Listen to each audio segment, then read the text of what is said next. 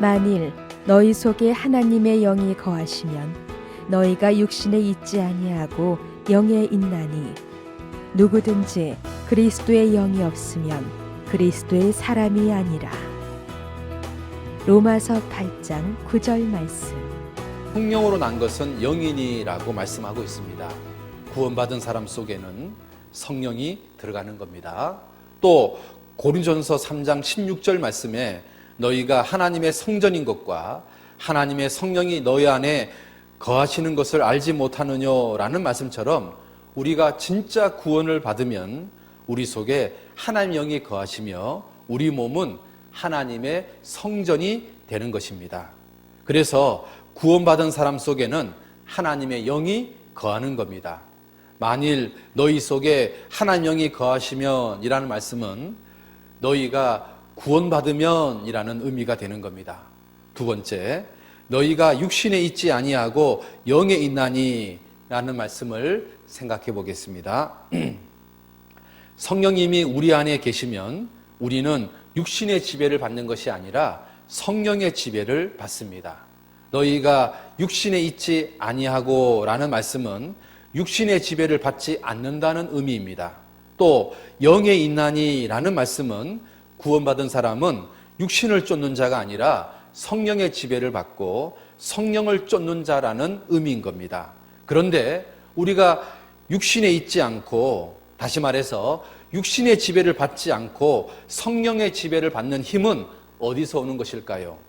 로마서 8장 13절 말씀에 보면 너희가 육신대로 살면 반드시 죽을 것이로되 영으로서 몸의 행실을 죽이면 살리니 라는 말씀처럼 육신의 지배를 받지 않고 성령의 지배를 받는 힘은 바로 성령의 도움으로만 가능한 겁니다. 따라서 몸의 행실을 죽이는 것은 우리의 결심으로 되는 것이 아니라 성령의 힘으로 되는 것입니다.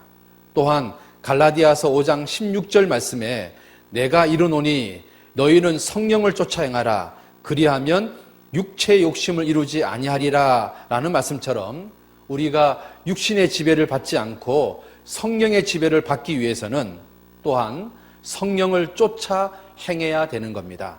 따라서 성령의 역사로 말미암아 우리는 너희가 육신에 있지 아니하고 영에 있나니 라는 말씀을 실천할 수 있는 겁니다. 따라서 거듭난 사람만이 영에 있나니 라는 말씀을 실천할 수 있는 겁니다. 세 번째, 누구든지 그리스도의 영이 없으면 그리스도의 사람이 아니라 라는 말씀을 생각해 보겠습니다. 성경에서는 성령을 주의 영, 그 아들의 영, 예수 그리스도의 성령, 그리스도의 영, 하나님의 영 다양하게 표현하고 있습니다. 여기서 그리스도의 영은 성령을 의미하는 겁니다. 고린도전서 2장 11절 말씀을 보면 사람의 사정을 사람 속에 있는 영 외에는 누가 알리요? 이와 같이 하나님의 사정도 하나님의 영 외에는 아무도 알지 못하느니라 라고 말씀하고 있습니다. 여기서 하나님의 영은 성령을 의미하는 겁니다. 또 빌립보서 1장 19절 말씀에는 이것이 너희 강구와 예수 그리스도의 성령의 도우심으로 내 구원에 이르게 할 줄을 아는 고로라고 말씀하고 있습니다. 여기서 예수 그리스도의 성령은 바로 성령을 의미합니다. 그래서 그리스도의 영은 성령을 의미합니다. 누구든지 그리스도의 영이 없으면 이라는 말은 구원받지 못했다면 이란 말입니다. 따라서 구원받지 못한 사람은 그리스도의 사람이 아닌 것입니다. 구원받았다고 고백하는데 생명책에 이름이 기록되지 않았다면 누구든지 주님의 자녀가 아닌 것처럼 구원받았다고 고백하는데 그리스도의 영이 없다면 누구든지 그리스도의 사람이 아닌 겁니다. 그리스도의 사람답게 살기 위해서는 오직 성령의 충만을 받아야만 그리스도의 사람답게 살 수 있습니다.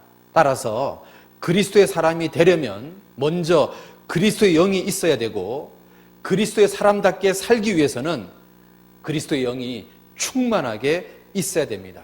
결론적으로 누구든지 그리스도의 영이 없으면 그리스도의 사람이 아닌 것입니다. 로마서 8장 9절 말씀은 짧은 구절이지만 우리가 이 말씀을 묵상하고 이 말씀을 암송하면 이 말씀 속에 많은 은혜를 받을 것입니다. 만일 너희 속에 하나님의 영이 거하시면 너희가 육신에 있지 아니하고 영에 있나니 누구든지 그리스도의 영이 없으면 그리스도의 사람이 아니라. 로마서 8장 9절 말씀.